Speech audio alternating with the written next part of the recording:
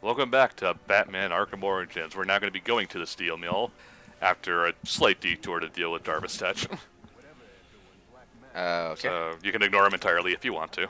Alfred, I had a drug trip. I feel that way every day, so Yeah, sorry, you make me want to do drugs myself. So there's no, like, side effects to these things? Batman's not No. going through any withdrawal symptoms? No. Ted, he masquerades at night as a bat. Okay. That sounds perfectly well adjusted. What are you talking about? What else? What? So you'll dress up as a giant bat, spending your nights beating up criminals? Yeah. No. I'll spend all day dressing up as a bat, beating up criminals. I am the At day. night, I'm just gonna go to bed. Oh, you know what? I'm just imagining like, Batman just like wearing bat pajamas, and then Alfred being like, "You have to go to bed, Sir Bruce," and he's like, "I don't wanna.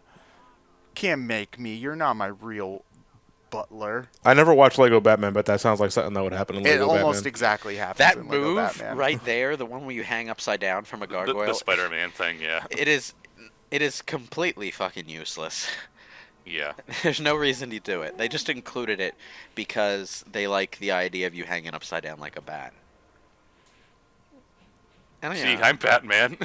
I'm not complaining. But I think after like 2 minutes, your vision should start disorient because your blood rushing to your head. Yeah. Yeah, about right.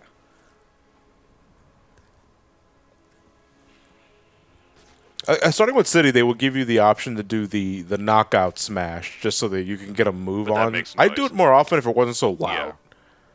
Yeah. It basically alerts anyone nearby that you did something, which kind of defeats the purpose of being stealthy. Well, I think considering that one was so far away, you probably could have gotten away with it. Probably. But it's also like, do you risk that? No. I mean, I'll do it on the last guy, sure, but... Yeah, yeah. And I guess if you want to spring a trap for people, like, knock out, smash them, put some explosive gel, and then blow Oh, I them, love and then booby blow, trapping and then blow them bodies. up. Yeah. I like how they didn't put quite enough visual pressure into the silent takedown animation, so it looks like Batman is just suffocating them with his smelly pits. Oh yeah, he's giving them a noogie. Which you have made comment on in every single commentary up to this point. Have I? So Yes. that's tradition. Yes. It's been Smell so the long. bat deodorant. It's been so long since our last Arkham commentary. Like years and years since our last Arkham commentary. All right, so we're gonna have to wait at least another 10 before we do night, so that Lewis will forget. By that time, we'll have the Court of Owls game. I can't help it. My brain follows very similar paths whenever I revisit something, and sometimes I just think and say and do the same things without realizing it. Like, I'll even follow the same process and the same order of doing things every time I play through the same game if I've spent long enough between playthroughs that I forget what I did last time. So, I mean, I was in that habit a lot especially when I was a kid. I would play games exactly the same way every single time, just because that was just the way I played them. It's Like just the way, yeah, it's just the way I to would do it. upgrade Well, in Paper Mario, for example. I would upgrade my stuff exactly the same way every time. That's just what I did. it's not like I do it on purpose. It's more like I'm playing it mostly blind again, so my thought process follows the same pathway as it did before. So I wind up doing the same thing over and over again. It's actually kind of a fear I have when it comes to writing scripts. Actually, for my videos, is like sometimes I don't always go back and watch my old stuff when I just go along on a forward path. But sometimes I'll creep up and it's like, I feel like I said this exact same thing for an entirely different game at some point. Good old deja vu yet again. Been in the space before.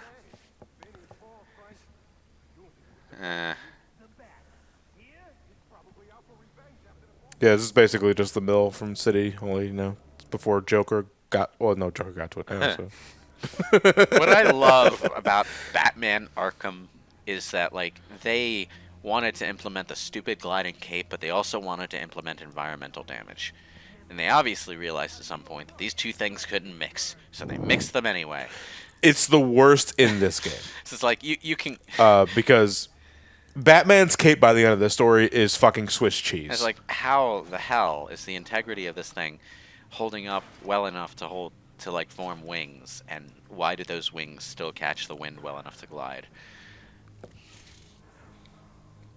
Again, like we were talking about this earlier in the commentary, but it's like if you want a good justification for that, while also simultaneously explaining how Batman zips across 5 miles across enemy to enemy, just put rocket boots under his shoes. No, every single time the Flash runs in, you go frame by frame, and it's the Flash pushing him along. Right. Doesn't he have anything better to do? He's so fast he can be everywhere. Oh god, is this the same continuity as what the hell is that Batman Flash merger, Red Death? I think it was. Yeah, that was weird. Yeah, it really was weird. Did Batman just Goomba stomp that guy? Yeah. What? Oh. Guys, what if Batman's weakness was Bats. bats? What do you mean, like flying bat? No, I mean like a bat. I mean, he did use a bat in one episode of the animated I mean, series. isn't that Alan Scott's weakness? No, That's what- he's freaked to Made wood. of wood. Man. I'm sure there's got to be a baseball issue of one of the comics where Batman plays baseball. Like that's just I mean, that's He puts a baseball uniform over his bat yeah. uniform. he's Silver got Age, like probably. he's got like a baseball cap, but there's like holes The in it Bat because the logo. ears go through it. What were the comic book writers in the Silver Age thinking anyway? Well, they were stuck under the Comics Code Authority, so they had to do just really stupid shit. They weren't allowed to be violent. You weren't allowed to use foul language. You weren't allowed to actually hurt anyone. So if you wanted you an had to entertaining you basically had to be like 1950s television. Yeah, is so if you effectively wanted what an was going entertaining on. story, you couldn't have Superman punching something. You had to have him being a dick to Jimmy Olsen.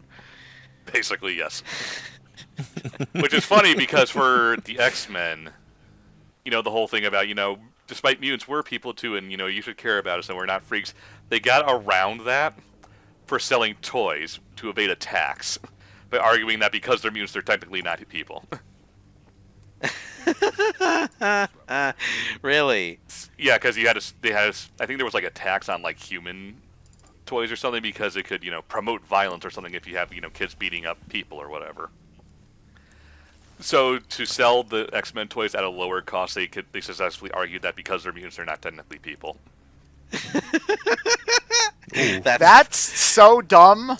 It's genius. Yeah. That is the most ironic legal loophole I've ever heard in my life. Oh, man. As a searching baseball Batman doesn't really give anything besides Batman holding a bat in one episode of the animated Yeah, series. and Robin. And everything else is just Ninja Baseball Yeah, and Batman. then in that episode, Robin comments, "They don't call you Batman for nothing."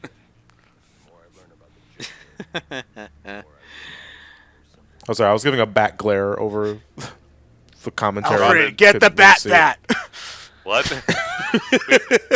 No, they're in the Batcave. Robin, we did change the battery in the Batmobile. What's a Terry? What password should we make for the chemical room? Well, let's just make it chemical. They'll never guess. You're I mean, I right. They'll wouldn't. never guess. It's so obviously a bad password. I mean, why do you think people set the combination of their luggage to be 1, 2, 3, 4, 5? No, it's like I would never do that because I assume everybody else watched Spaceballs.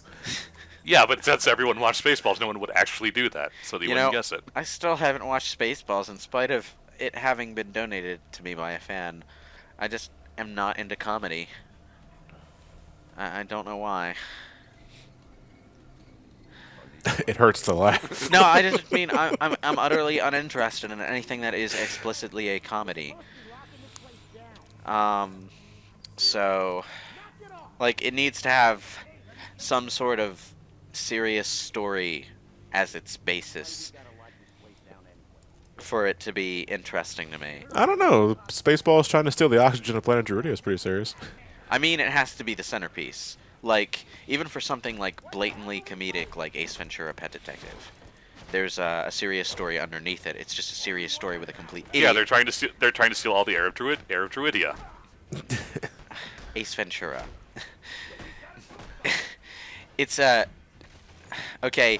It's a mostly serious story that just happens to have an idiot as the protagonist, you know?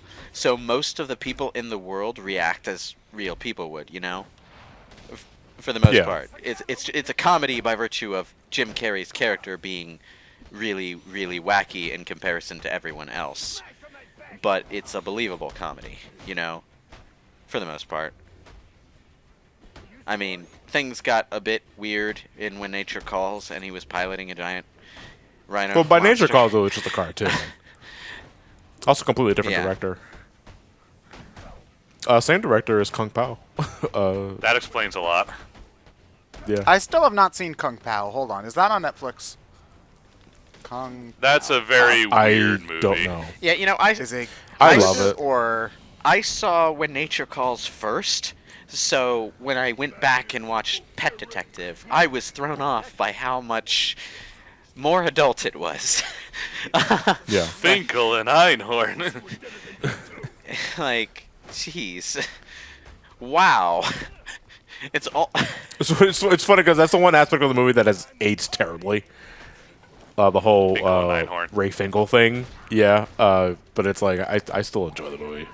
Like, from beginning to It's end. one of those, you have to remember this was the 94, 95. It was 94. Yeah, so remember the time period it came out, you'll be fine. Yeah. Well, what do you mean? Einhorn's a man! Oh, yeah, that. I mean, in context, it's not actually as bad as it sounds. I mean... Yeah, but at the It's same not as time, bad it's, as, it's treated as a punch. It's treated It's as a treated punchline. as it's Fine. not as Yeah. bad as Naked Gun, Yeah. where they do the. Right, Yeah. right. Where- But you see, I can still salvage something from the Ray Finkel thing because you can just take Ace Ventura crying naked in a bathtub out of context and apply it to literally anything else. What I meant was, like, in the end, you find out that it's not, like, an actual transsexual. It's a guy who had an operation done to disguise himself. So, Right. it's not as bad in context, is what I mean. Also, Ace Ventura is an idiot. So, him being an idiot is not as bad as someone, like, who's billed by the story as being quite smart. Well, being so an idiot. interesting though. Was he an idiot? He was just really eccentric. And also an idiot. I don't know. I never took him as stupid. He's socially really dumb, is the thing. yeah. So Oh, an idiot in that yes. sense. He's got his eccentric intellectual strengths, but He's clearly getting the job done. none of them are Yeah. none of them are him being good with people, is the thing. So Right. That's why he's a pet detective.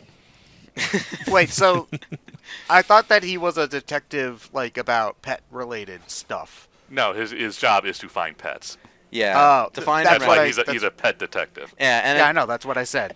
the setup for When Nature Calls is that, like, during an adventure to rescue a pet, he lets one fall to its death by accident. So he's so Right. traumatized by this that he retreats to, like, a monk temple and, withdraws into a life of hermit contemplation or some shit. And of course, he's such a monumental pain in the ass that the monks actually throw a party when he leaves. I've never seen him act that way before. It's funny because, like, When Nature Calls is such a tonally different movie from Pet Detective, but if you've seen Pet Detective, it plays off the stuff you already know from that to make some, like, really funny stuff happen. Like, the monks throwing that party. It's like... It's like, if you know this character already, you get why. But then again, robot rhinoceros. What the fuck? That never would have happened in the first movie. There's no way to open the panel from inside. Nah. Way to break it down. This is a bit weird because it's not very obvious what you're supposed to do. Because you I don't even remember what you have to. you have to first press a button to move the crane thing closer to the wall, and then claw the thing to swing it and bust it open. The problem is, it looks like you can bat claw the thing anyway, but it just doesn't let you. Huh. Weird. Yeah, it's a bit convoluted. It's one of those things where, like, the game designers overlooked... Fuck you. the game designers overlooked some UI stuff when setting up their puzzle. A little bit, yeah. Computer. No. Compound. Compound. Compound. The second door to the I chemical got rooms. you now, Joker. What do we name it? Compound. Nobody will ever guess that. No, I don't need the access to the sewers. I'll have to do that later.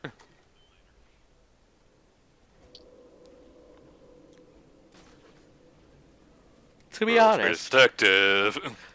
though, some part of me prefers Arkham Asylum over all the other Arkham games, specifically because of how contained the location was. If that makes No, sense. there's definitely Oh, something. yeah, that's to my be said argument. That's about my it. argument for like why it still holds a lot of value to me. Yeah, there's a lot to Is because while I love City and the other games, just like in terms of like the amount of content they can give. I mean, the content itself is heavily subjective, but there is something to admire about Asylum's more linear design. Yeah, a lot of people prefer the smaller, more contained kind of experiences to the bigger, more sprawling ones. That's exactly the thing that people like Majora's Mask over Ocarina of Time. But I for. think Arkham City is nowhere near big enough for that to be a problem, I think. Right. I would think City is about a perfect size for it. But what I meant when I Elevator what scare I me. meant wasn't what I meant wasn't more just size, but also atmosphere, if that makes sense. Like, you're trapped in this location, and among other things, you have to get out. Well, he's not trapped in Arkham Asylum. He can leave whenever he wants. Yeah, fair enough. I mean, if he did, a lot of people would die. Yeah, but I'm saying he doesn't... There's nothing stopping him from going to his Wayne Manor Batcave if he wanted to. Lucky. I mean, didn't anyone have though to. had a bat cave in the Yeah. He had a spare Arkham Batcave games, on so- Arkham Island. Oh, I forgot that he has a spare Batcave on Arkham. This stuff is dumb. He has lots of Batcaves. How actually, in the did comics, he so. build that? Oh, actually, you can tell from the environmental details that he didn't actually build it. He just found an out-of-the-way cave area And put some computers in there. and put some computers in there, yeah. But still. The wiring was a bitch.